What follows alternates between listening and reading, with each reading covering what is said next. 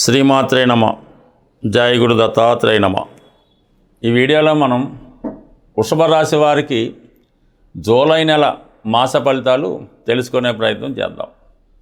మరి జూలై నెలంతా కూడా వృషభ రాశి వారికి రాశి యందే సంచరిస్తున్నటువంటి శుక్రగ్రహ సంచారం. ఏదైనా ఒక శుభగ్రహం సొంత క్షేత్రంలో ప్రయాణించినప్పుడు ఆ రాశి వారికి చాలా వరకు శుభ ఫలితాలు రావడం జరుగుతూ ఉంటుంది. శుక్రుడు స్వభావసిద్ధంగా అటు వివాహాలకి, ఎంటర్టైన్మెంట్కి, వినోద పరిశ్రమకి కారణం అవటం వల్ల ఎవరైతే ఈ రంగంలో ఈ సంస్థల్లో ఉన్నారో వారికి చాలా మంచి గుర్తింపు రావడం జరుగుతుంటుంది. వ్యక్తిగతంగా శుక్రుడు రాశిలో సంచరిస్తున్నప్పుడు జాతకుడిలో ఒక విధమైనటువంటి ఆకర్షణ పెరుగుతూ ఉంటుంది. ఈ ఆకర్షణ వల్ల ఎవరైనా అట్రాక్ట్ అయ్యి జాతకుడికి కావాల్సినటువంటి పనులు చేసి పెట్టడం కానీ, అనుకున్నవి జరగడం కానీ జరుగుతుంటాయి. ఇది ఎక్కువగా వివాహ ప్రయత్నాలు చేస్తున్న వారికి, ఎవరికైతే శుక్రుడు ఇప్పుడు రాశి యందు సంచరించడం వల్ల ఈయన పెళ్లి చూపులు లాంటివి కానీ ఏదైనా మాట్లాడుకోవడం ఎక్కడన్నా ఏర్పాటు చేసినప్పుడు కంపల్సరీగా వీళ్ళు అవతల వారిని అట్రాక్ట్ అయ్యి కంపల్సరీగా వివాహానికి తొందరగా నిర్ణయించుకోవడం కూడా జరుగుతూ ఉంటుంది. అలాగే వీళ్ళలో ఉన్నటువంటి టాలెంట్, వీళ్ళు ఏ కళారంగంలో ఉన్నా, అటు మ్యూజిక్ ఉన్నా, సంగీతం ఉన్నా, పాటలన్నా ఏదో ఒక దాంట్లో టాలెంట్ ఉంటుంది. అది ఆటోమేటిక్గా గుర్తింపు రావడం వల్ల ప్రజాదరణ కూడా బ్రహ్మాండంగా కలుగుతుంది. ఇది ఒక విధంగా ఈ రాశి వారికి ఏర్పడినటువంటి మాలవ్య మహాపురుష యోగం అనే పంచమహాపురుష యోగం యాక్టివేట్ అవ్వడం వల్ల ఈ రాశి వారికి ఇటువంటి అదృష్ట యోగం రావడం జరిగింది. స్వభావసిద్ధంగా ధైర్యం పెరుగుతుంది, ఆకర్షణ పెరుగుతుంది, ఆర్థిక పరంగా అనుకూలత ఏర్పడడం జరుగుతూ ఉంటుంది. ఇక ధనస్థానంలో ఉన్నటువంటి గురువు, అలాగే రవి, ముఖ్యంగా లాభాధిపతిగా ఉన్నటువంటి గురువు ధనస్థానంలో ఉండడం వల్ల జాతకుడికి అటు గతంలో తను దాచుకున్నటువంటి చిట్ ఫండ్ అవ్వచ్చు, ఇన్సూరెన్స్ అవ్వచ్చు, దాని ద్వారా వస్తుంది.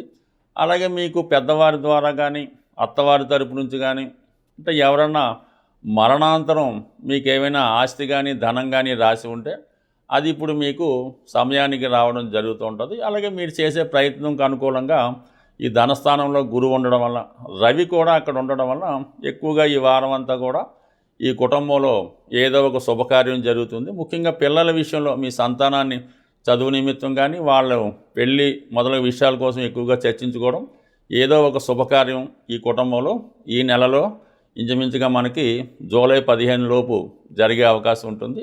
దాని తర్వాత ఏంటంటే మీ యొక్క మాటకి విలువ పెరుగుతుంది, మీ కుటుంబ గౌరవం చాలా వరకు పెరిగే అవకాశం ఉంది. మీ కుటుంబంలో ఒకరికి ఏదైనా ఉద్యోగం కానీ, ఉపాధి అవకాశాలు కానీ రావడం కానీ, ఏదో ఒక శుభం రావడం వల్ల కుటుంబం అంతా ఆనందంగా ఉండే అవకాశం ఉంటుంది. అంటే జూలై 16 తర్వాత ఏమవుతుందంటే రవి తృతీయ స్థానంలో ఉన్నటువంటి బుధగ్రహంతో కలిసి బుధాదిత్య యోగం అనే యోగం ఏర్పడుతూ ఉంటుంది.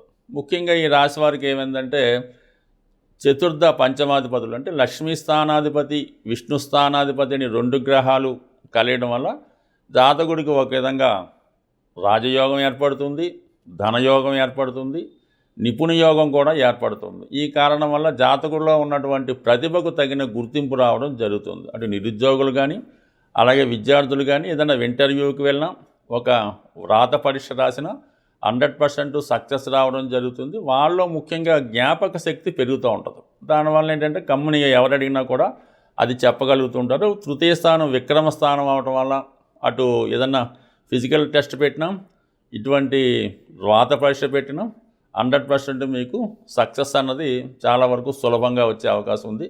మొత్తం మీద ఈ రాశి వారికి చాలా వరకు ఈ నెలంతా కూడా ఆర్థికపరమైనటువంటి సక్సెస్, వృత్తిలో విజయం లభించే అవకాశం ఉంది. ఎస్పెషల్లీ ఇంకా చివరిగా కుజుడు చతుర్థ స్థానంలో కేతుగ్రహంతో కలిసి ఉండడం జరుగుతుంది. అంటే వ్యయాధిపతి 4లో ఉన్నప్పుడు కంపల్సరీగా జాతకుడు ప్లేస్ ఆఫ్ చేంజ్ అనేది వస్తూ ఉంటుంది. కొంతమంది ఇల్లు మారుతూ ఉంటారు, ఊరు మారుతూ ఉంటారు, ఒక కాలేజీ నుంచి వేరే కాలేజీకి మారడం కూడా జరుగుతూ ఉంటుంది. ముఖ్యంగా ఏంటంటే ఉద్యోగపరంగా కూడా కొంతవరకు స్ట్రగుల్ ఏర్పడడం వల్ల ఈ అనుకోకుండా ఏదైనా ట్రాన్స్ఫర్ రావడం కానీ, ఏదైనా కొన్నాళ్ళు ఉద్యోగంలో సెలవు పెట్టడం లాంటివి జరుగుతూ ఉంటాయి. అంటే ఎప్పుడన్నా మనిషి సుఖంగా, ఆనందంగా, సంతోషంగా ఉండాలంటే చతుర్థ స్థానం అన్నది శుభగ్రహం ఉంటే అనుకూలంగా ఉంటుంది. ఈ కుజుడు సహజ పాపి అవటం వల్ల 4వ స్థానంలో కేతువుతో కలిసి ఉండడం వల్ల చాలా వరకు మానసిక అశాంతికి గురవుతుంటాడు. ఏదో ఒక అలజడి ఇబ్బంది జాతకుడు ఫేస్ చేయడం జరుగుతూ ఉంటుంది. ఏదైనా పని తొందరగా కావాలని అనుకోవడం, చివరి నిమిషంలో ఆగిపోవడం, ఇవన్నీ కూడా స్ట్రగుల్ ఉంటుంది. స్థిరాస్తి సంబంధించిన వ్యవహారాలు, తల్లిగారికి సంబంధించిన విషయాలు, ఆర్థికపరమైన విషయాల్లో చాలా వరకు జాతకుడు ఇబ్బందులు పడటం జరుగుతూ ఉంటుంది. అలాగే జాతకుడికి ఏంటంటే విద్యలో కూడా చిన్న చిన్న ఆటంకాలు రావడం కానీ, మళ్ళీ ప్రయత్నం చేయవలసి రావడం కానీ చాలా వరకు జరుగుతుంటాయి. కాబట్టి ముఖ్యమైన ఏంటంటే విద్యార్థులైతే విద్య మీద శ్రద్ధ పట్టవలసి ఉంటుంది. అయితే స్థిరాస్తి సంబంధించిన వ్యాపారం ఎవరైతే చేస్తుంటారో వారికి చాలా వరకు ఈ స్థిరాస్తి సంబంధించిన వ్యవహారాలు చాలా స్పీడ్గా నట్టం జరుగుతూ ఉంటుంది. అలాగే ఫైనల్గా ఏంటంటే మీకు శని లాభస్థానంలో ఉండడం వల్ల మరి చాలా వరకు మీకు భాగ్య రాజ్యాధిపతిగా ఈ రాశికి యోగకారకుడు శని లాభస్థానంలో ఉండడం వల్ల మీ గాడ్ ఫాదర్ లాగా ఎవరో ఒకరు సమయానికి ఎటువంటి ప్రయత్నమైనా నెరవేరుతుంది.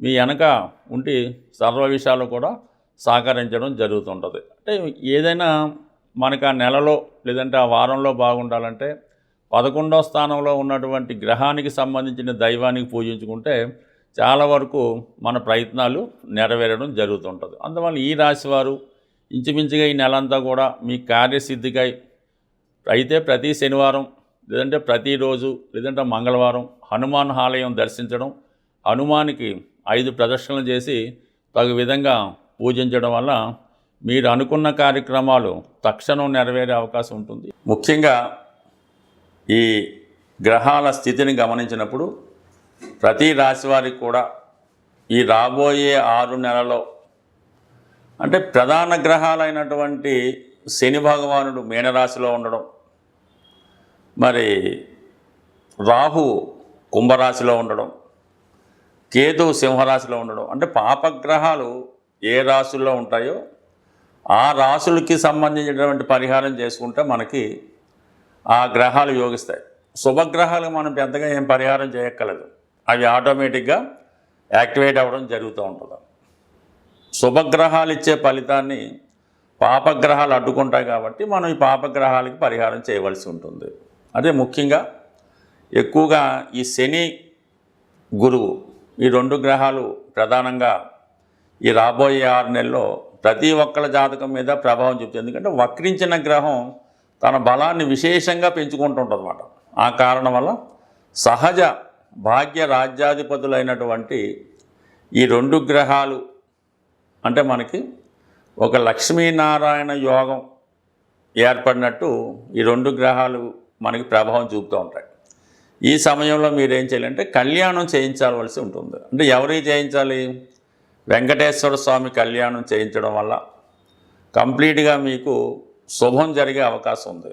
సో ఏదైనా ఈ రాబోయే మనకి ఈ 6 నెలల్లో మరి కార్తీక మాసంలో కానీ శ్రావణ మాసంలో కానీ మీరు ఏదైనా దేవస్థానంలో సామూహికంగా వెంకటేశ్వర స్వామి కళ్యాణంలో పాల్గొంటే చాలా మంచి ఫలితం రావడం జరుగుతూ ఉంటుంది. అన్ని గ్రహాలకి ఆదిదైవంగా ఉన్నటువంటి పరమేశ్వరుడు శివుడు.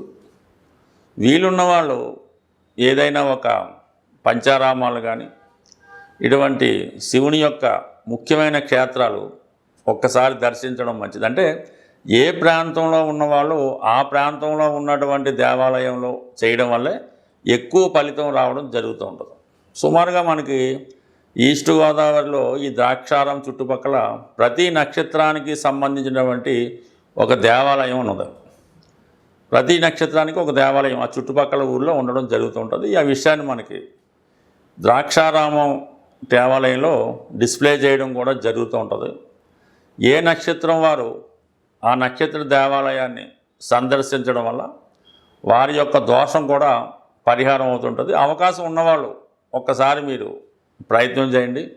లేదు జన్మాంతరంగా మనం బాగుండాలి, మన వంశం బాగుండాలంటే ఆ 27 నక్షత్రాలకి సంబంధించినటువంటి 27 దేవాలయాలు కూడా ఒకసారి మీరు ఒక నెలలోనో సంవత్సరంలోనో దర్శించడం వల్ల చాలా మంచి ఫలితం రావడం జరుగుతూ ఉంటుంది.